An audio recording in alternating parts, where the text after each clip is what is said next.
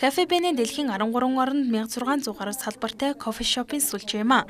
Онцлог бүтээгдэхүүн нь дунд зэргийн хуралцтай борголоор хийсэн кофе, амтад Итали желато, шинэхэн бэлэг вафл байдаг байна. Кафе Бене Монголиа компани нь 2013 онд Монголд франчайз салбар олгох албан ёсны эрхийг авсан. Монгол дахь Кафе Бенен кофений соёлыг түгэж, их хотын хүүхэд залуус чулууд цагаа зөв боловсон өнгөрөх газар нь байх зорилготой юм.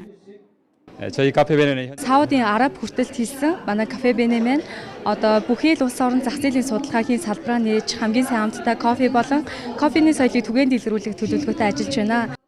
Кафе Бенегийн Монгол дахь албан ёсны нээлтэнд боловсрал шинжилгээ ухааны сайдгаан төмөр, Солонгос дахь Кафе Бенегийн гүйцэтгэх захирал, Кафе Бене Монголиа компанийн гүйцэтгэх захирал болон Солонгосын нэр жүжигчин Кимбом нар оролцсон юм а.